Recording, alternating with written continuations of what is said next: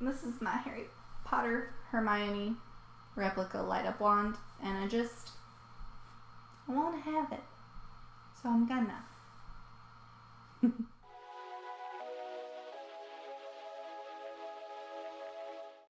Hi AuthorTube, my name's Lauren Severe. Thank you for coming back to my channel. I appreciate it. So today I'm doing something kind of fun. So fun. Anyway, so today I am stealing a tag from D.L. Stewart. He created the Metagore character tag. He's a fantasy writer, but I think he writes an adult fantasy. I hope I'm not misquoting. And I'm writing young adult fantasy. So a little bit different as far as the audiences go, but the subject material is the same. Also, I've been on a few live streams with Stewie. A few write-ins where things got heated because I outdid him in one of the write sessions, and then he demolished me consistently ever after. So I thought it would be really fun to pull up his character tag and to do that video today, especially because it's been a really long time since I've done a tag video, and I've been writing book 2 of the song series, and I have my debut novel, Songs of Autumn, which is a young adult fantasy slated for publication on November 21st of 2020.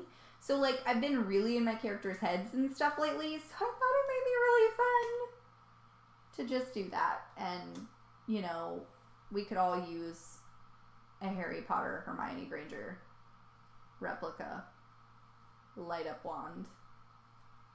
This is so fun. It's my favorite thing. It's my favorite thing, I think.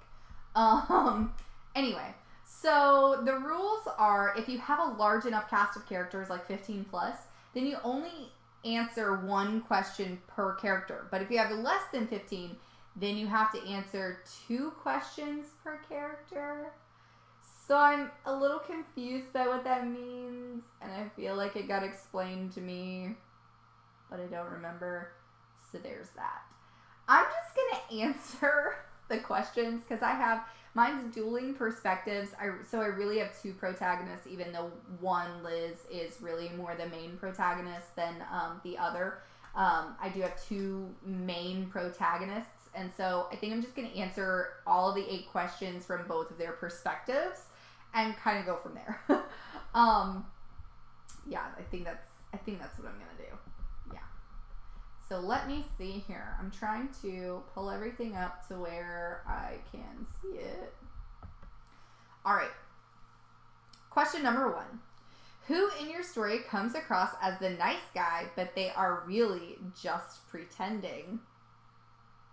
Okay, so this is neither of my main characters. They're both pretty nice.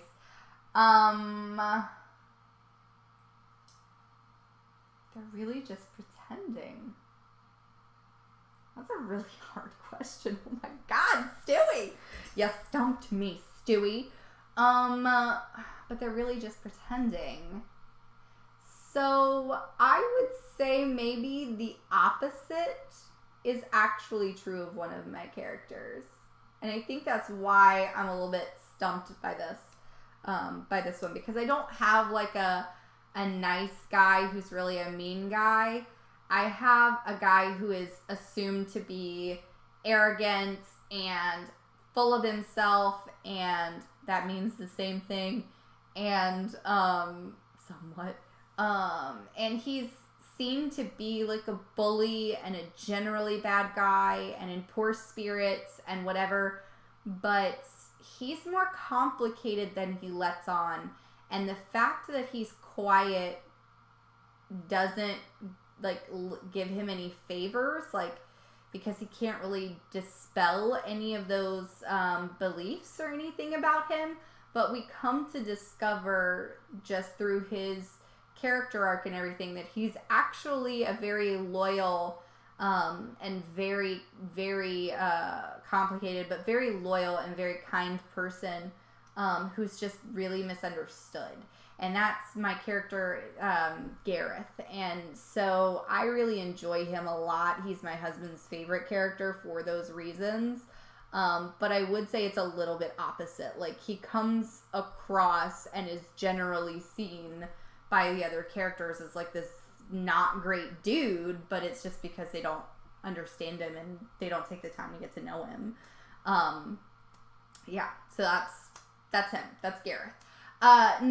Question number 2. Which character is like the glue that holds everything together?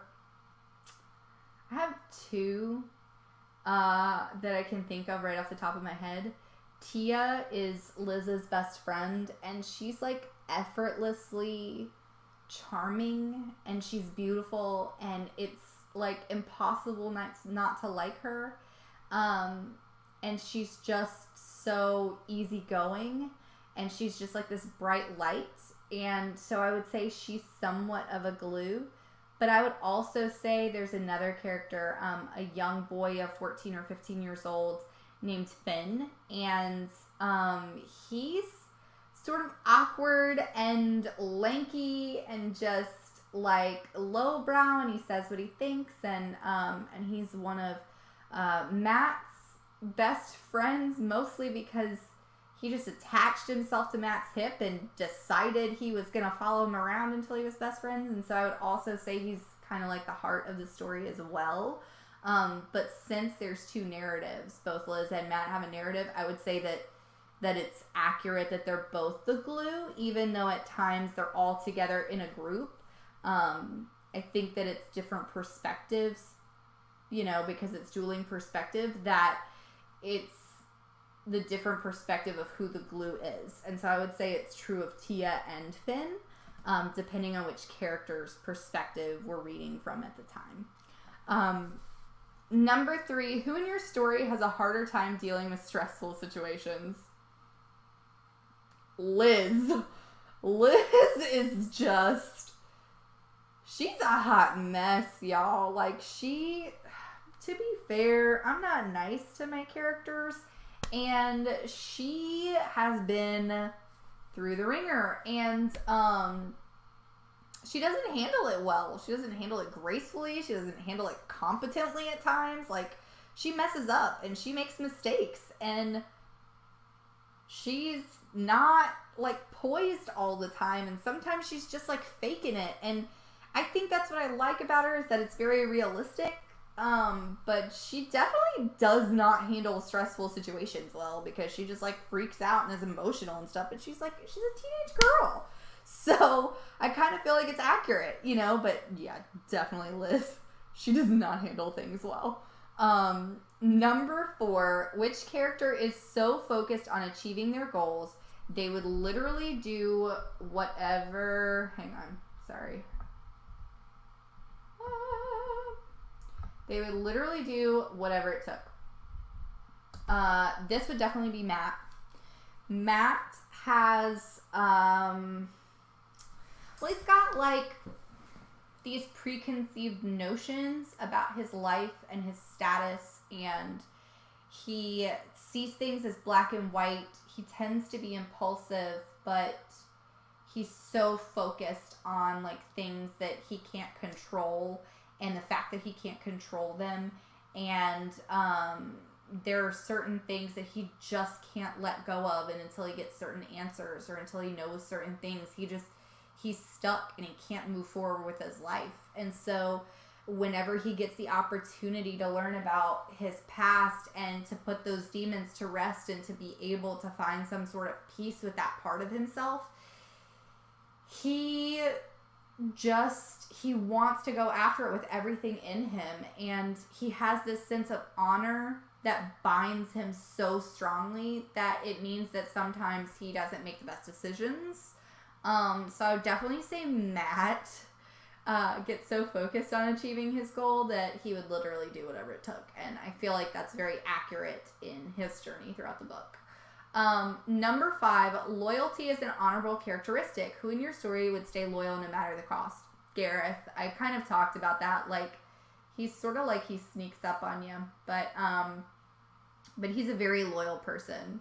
He's a very loyal person. It takes a lot to earn his respect and to earn his loyalty. But when you have it forever. And that's just kind of who he is. And he would stay loyal. I mean, I also think that he has a very discerning mind. So I wouldn't say, like, no matter the cost.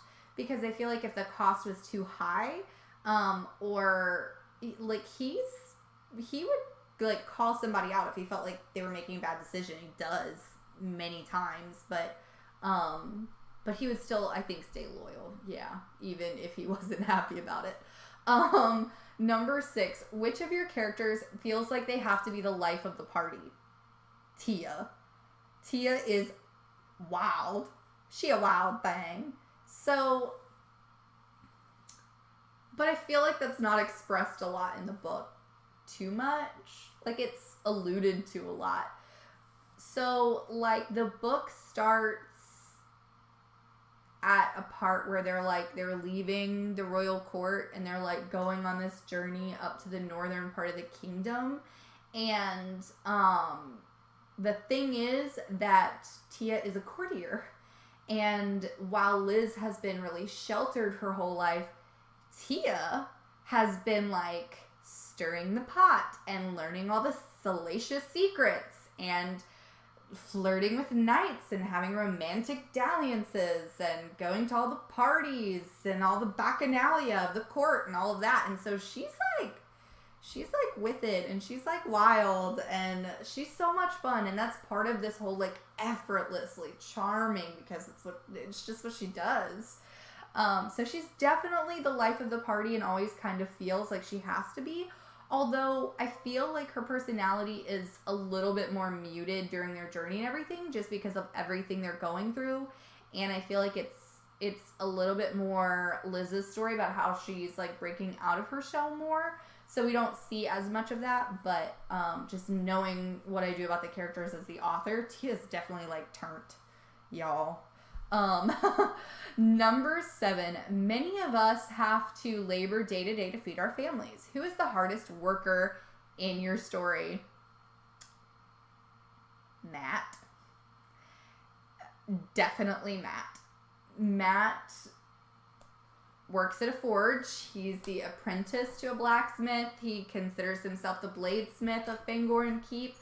And when he is not swinging a hammer by day, he's swinging a sword by night, because he wants to be a knight more than anything in the world. And so he's been training with the swords that he makes. And so he, like, has, like, multiple basically jobs, and he does them, and he does them well, and he does them mostly without complaint. Because he has goals, and he, like, wants to be someone of substance, and he's always had that, like, in his mind. So I would definitely say Matt is the hardest working of our troop of crazy kiddos here. Number 8, which character has the strongest passion for what they love? I want to say, like, a funny thing, but then I don't. I think I want to say the funny thing. I don't know. We'll see. So, that's a really, like, that's a hard one, because I think that there are a lot of really passionate characters in this book. But I would say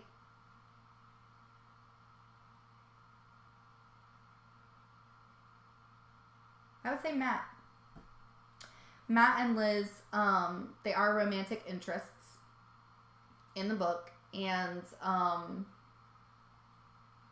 Matt sacrifices a lot, and he's